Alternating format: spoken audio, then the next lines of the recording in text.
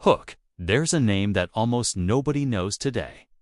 And that's strange, because in any other era, in any other war, this man would have been the most famous pilot alive. His face would have been on magazine covers. His story would have been turned into a Hollywood film by now. Children would have grown up knowing his name the way they know Chuck Yeager or the Red Baron. But instead, silence. His records were buried. His story was overshadowed. And for decades, the world simply moved on. His name was Ivan Kozhedub. And by the time World War II was over, he had shot down more enemy aircraft than any other Allied pilot in the entire war. 44 confirmed kills. Flying alone, flying aggressive, flying in conditions that would have broken most men after the first mission. But here's the part that gets me every single time I think about it. He didn't score his first kill until 1943. By the time the war started for him in the air, he had already survived being shot down, survived a crash, survived being transferred out of combat entirely. Most men would have quit. Most men would have taken the desk job and gone home grateful to be breathing. Kozhedub went back up. And what happened next is one of the most extraordinary combat careers in the history of aviation. Introduction: to understand Ivan Kozhedub, you have to understand what the Eastern Front actually was. Because most people in the West, when they think about World War II air combat, they think about the Battle of Britain. The Spitfire against the Messerschmitt, the white contrails over the English countryside. The RAF pilots scrambling to their hurricanes in the golden morning light. That's the story that got told. That's the story that got filmed. But on the Eastern Front, it was something else entirely. The scale of it is almost impossible to wrap your head around. Between 1941 and 1945, the Soviet Union and Nazi Germany fought the largest land war in human history. Millions of soldiers, thousands of tanks. And in the skies above all of it, a relentless, brutal, grinding air war that went on for nearly 4 years without pause. The Luftwaffe was not fighting a defensive battle over home territory the way they were over Britain. They were deep inside Soviet airspace, supporting massive ground offensives, bombing cities, hunting Soviet aircraft wherever they found them. And the Soviet Air Forces, the VVS, were trying to survive. In the early years, they were being destroyed. The Luftwaffe had better planes, better tactics, better trained pilots. In the first weeks of Operation Barbarossa, in 1941, the Soviets lost over 1,000 aircraft in a single day. Some of them were destroyed on the ground before a single pilot even got airborne. It was a catastrophe, but slowly, painfully, the Soviets learned. New aircraft started arriving. American Lend-Lease planes began flowing in through supply routes.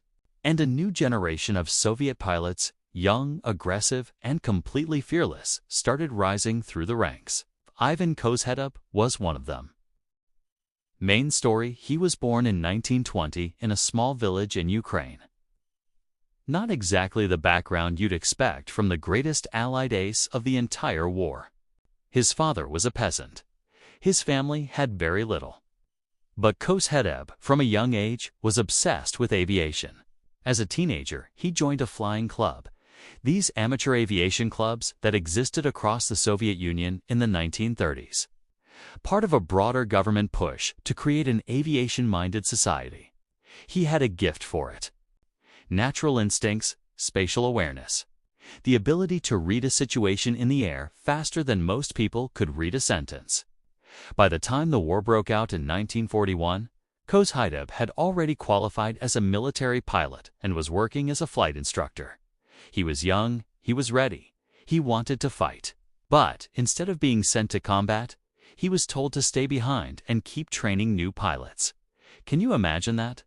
The man who had become the top Allied ace of the entire war spent the first year and a half of the Eastern Front teaching other people to fly.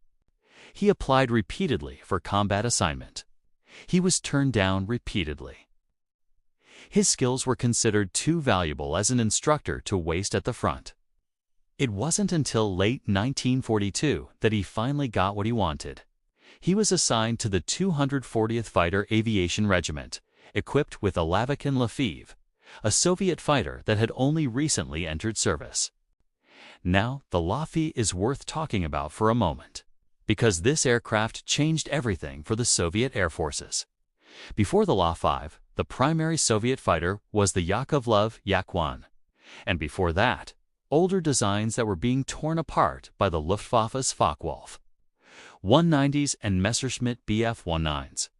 The Soviet pilots were flying hard, fighting hard, and dying at a brutal rate. The Lafev evened things up. It was fast. It was maneuverable. At low altitudes, it could match or even outperform the Fw-190. It gave Soviet pilots, for the first time, something close to a fair fight. But none of that mattered if you couldn't use it. And here's the thing about Kozhedub that his fellow pilots noticed almost immediately. The man flew like the plane was an extension of his own body. He didn't just operate the aircraft, he became it. His first deployment was to the Voronezh front in early 1943, and the early missions did not go the way anyone, including Kozhedub himself, might have hoped. His first combat sortie ended with his Lafev being hit by enemy fire and damaged. He had to fight to get the plane back to base. On another early mission, his aircraft was hit again, this time more seriously. And on top of all that, he was temporarily out of action after a mid-air collision during combat. Not a kill, a collision. 40 missions. That's how many Kozhedub flew before he scored his first confirmed aerial victory. 40 missions of combat flying on the Eastern Front without a kill. That alone would have broken the confidence of most pilots. The self-doubt, the pressure. Watching other pilots in your regiment scoring victories while your own tally sat at 0. But Kozhedub kept going, and he kept learning. He studied the way the Luftwaffe pilots fought. He studied their tactics, their approach angles, their preferred engagement distances. He noticed that German pilots were supremely disciplined. They didn't take risks they didn't need to take. They used altitude, they used speed, they used the sun. And he began to adapt. His first kill came on July 6, 1943, over the Kursk region. The Battle of Kursk. If you know anything about the Eastern Front, you know that name. The largest tank battle in history. A turning point in the entire war. And above it all, one of the most intense aerial battles ever fought. Both sides threw everything they had into the skies above Kursk. The Luftwaffe deployed some of their best units. The Soviets answered with everything they could muster. It was in this chaos, this enormous swirling aerial battle, that Ivan Kozhedub finally opened his account. He shot down a Junkers Ru-87, the famous Stuka dive bomber. The aircraft that had terrorized Europe since the opening days of the war, with its distinctive bent wings and its screaming dive. Kozhedub caught it, lined up his shot, and that was it. First kill. And then, almost immediately, it was like something unlocked. Within days, he had scored his second kill. Then his third. The instincts that had been building through 40 missions of learning and surviving suddenly translated into something lethal. By the end of the Kursk campaign, Kozhedub had multiple kills to his name and was gaining a reputation within his regiment as someone special.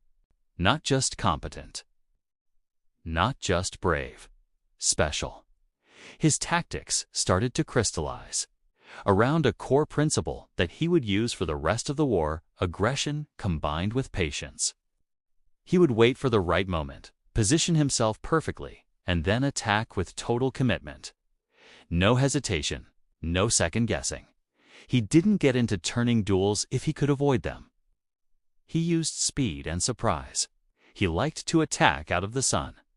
He liked to get close, uncomfortably close, before opening fire, to ensure that every burst counted. By the time he transitioned to the improved Lafev AFN, the fuel-injected version with significantly more power, Kozhedub was becoming genuinely dangerous. the LA-5FN could now hold its own against the Bf-109G at altitude. And in the hands of a pilot like Kozhedub, it was something else entirely. His kill count climbed. 10, 15, 20. He was promoted. He was decorated. He received the Hero of the Soviet Union, the highest honor the Soviet state could bestow, not once, but eventually 3 times over the course of the war. 3 times. Think about what that means. Each award of the Hero of the Soviet Union was meant to recognize an act or a body of work so extraordinary that it stood apart from everything else. And Kozhedub earned it 3 times. But the story doesn't get simpler as his score climbed. If anything, it gets more complicated. Because, as 1943 turned into 1944, Kozhedub was given a new aircraft, the Aviation, and this plane. This was something else. The Aviation is often described by aviation historians as one of the finest piston engine fighters of the entire Second World War. Not just among Soviet aircraft, among all aircraft. It was faster than the La-5FN, better armed, better at high altitude. And in the hands of an experienced pilot, it was capable of matching nearly anything the Luftwaffe could put in the air, including, as Kozhedub would prove, the jets. On February 19, 1945, Ivan Kozhedub shot down a Messerschmitt Me-262. Let that sit for a second. The Me-262 was the world's first operational jet-powered fighter. It flew at speeds that no piston engine aircraft could match in level flight. The Luftwaffe had introduced it to try to counter the overwhelming Allied air superiority that had developed by late 1944. Allied pilots were warned to be careful around them, to avoid getting into straightforward pursuits because they simply couldn't catch them. Kozhedub caught one. He did it by understanding the jet's weakness. It bled speed dramatically in a turn, and it was most vulnerable during its approach to land when it had to slow down.